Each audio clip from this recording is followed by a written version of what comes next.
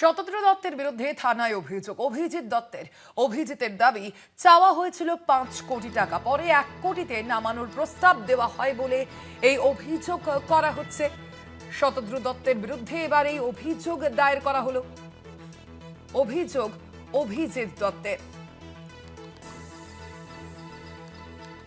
অভিজিতের তরফ থেকে দাবি করা হয় চাওয়া হয়েছিল 5 কোটি টাকা, পরে 1 কোটিতে নামানোর প্রস্তাব দেওয়া হয়। আমরা দেখেছি মেসি কাণ্ড নিয়ে যেভাবে রীতিমতো তোলপাড় হয়েছিল, আমরা দেখেছিলাম রাজ্য রাজনীতি, এবং সেই ঘটনাতেই এবার শতদ্রু দত্তের বিরুদ্ধে অভিযোগ দায়ের হলো। শুভঙ্কর মন্ডল প্রতিনিধি রয়েছেন ফোন লাইনে। শুভঙ্কর, ঠিক কি অভিযোগ? দেখো, তোমায় জানিয়ে রাখি, গত বছর 13 ডিসেম্বর তোমরা সবাই জানি যে পশ্চিমবঙ্গে, বিশেষ করে কলকাতায়, মেসি তিনি এসেছিলেন, লিওনেল মেসি, এবং গোট 2 ছিল তার, এবং তার যে ইভেন্ট স্পন্সর অর্থাৎ উদ্যোক্তা শতদ্রু দত্ত সেই প্রোগ্রামটি করেছিল। এবং এই শতদ্রু দত্তের বিরুদ্ধে এবার অভিযোগ করেন অভিজিৎ দত্ত নামে এক ব্যক্তি। তার অভিযোগ, প্রগতি ময়দান থানায় তিনি যে অভিযোগ দায়ের করেছেন বা এফআইআর করেছেন, সেখানে কিন্তু তোমায় জানিয়ে রাখি যে শতদ্রু দত্ত নাকি এই অভিজিৎ দত্তকে ফোন করে তাকে বলেছে যে বিনা টিকিটে নাকি 13 ডিসেম্বরে যুবভারতীর ইভেন্টে অভিজিৎ দত্ত গিয়েছিলেন, এবং তার জন্য তাকে 5 কোটি টাকা দিতে হবে শতদ্রু দত্তকে, এবং তাকে একটি হোটেলে ডেকে পাঠানো হয়। সেখানে অভিজিৎ দত্ত যান এবং সেখানে তাকে রীতিমতো হেনস্থা করা হয়, থ্রেট করা হয়, এবং বলা হয় 5 কোটি টাকা না দিলে সংবাদ মাধ্যমে জানিয়ে দেওয়া হবে। তখন অভিজিৎ দত্ত বলেন যে রীতিমতো তার যে বলা যেতে পারে সংস্থা শতদ্রু দত্ত, তার সংস্থার তরফ থেকে তাকে অ্যাপ্রোচ করা হয়েছিল, এবং তারপর সে টিকিট কাটে প্রায় 30,000 টাকা, আনুমানিক 30,000 টাকা খরচা করে টিকিট কাটে। একটি অ্যাক্রেডিটেশন কার্ডও তাকে দেওয়া হয় উপস্থিত থাকার জন্য ওই ইভেন্টের দিন।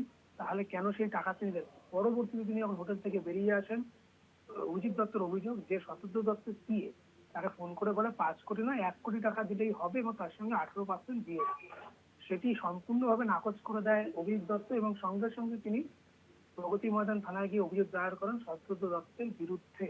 এবং তিনি এক্সটর্শন মানি চাইছেন। এই অভিযোগ পত্রে সেটা লেখা রয়েছে, উল্লেখ করা রয়েছে যে তাকে হেনস্থা করা হয়েছে, ও তাকে যেভাবে তার সঙ্গে কথা বলা হয় তিনি শারীরিক এবং মানসিকভাবে বিধ্বস্ত, সামাজিক সম্মান তার পূর্ণ হয়েছে, সেই পয়সা তাকে দেবেন না। এমনকি সংবাদ মাধ্যমের সামনে বা কলকাতা টিভির সামনে অভিজিৎ দত্ত এটিও জানিয়েছেন ভবিষ্যতে যদি অভিজিৎ দত্তের কোনো রকম কোনো সমস্যা হয়, কোনো রকম কোনো অসুবিধার মধ্যে পড়েন তিনি, তার জন্য কিন্তু দায়ী থাকবেন শতদ্রু দত্ত।